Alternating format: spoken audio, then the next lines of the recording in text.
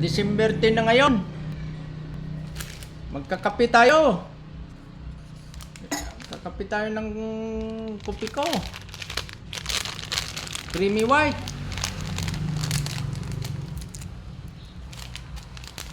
Pasensya na kayo. Minsan lang tayo makapag-live. Kasi inaatake tayo ng ating depresyon. Yung topic ko natin na yung araw ay tungkol sa pagpasalamat sa Diyos. May maganda mang blessing sa atin, pasalamat na tayo. Pagising natin, buhay tayo.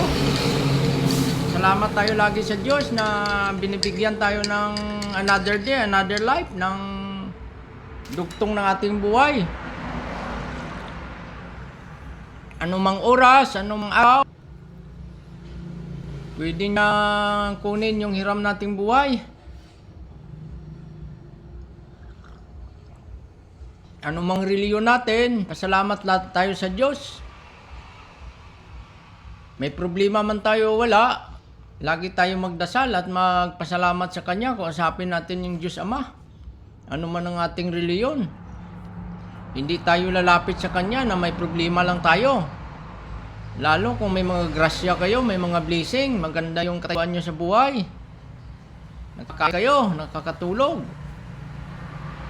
Huwag kayong lumimot na magpasalamat sa Diyos para na matuwa naman siya.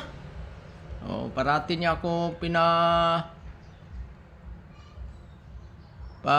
dreams, yung panaginip na pag yung tao hindi siya kinakausap, hindi nagpapasalamat, umiiyak yung ating mahal na Diyos Ama sa langit. Enjoy your morning coffee, mga katropa. Mahal ko kayong lahat, mahal kayo ng Diyos Ama.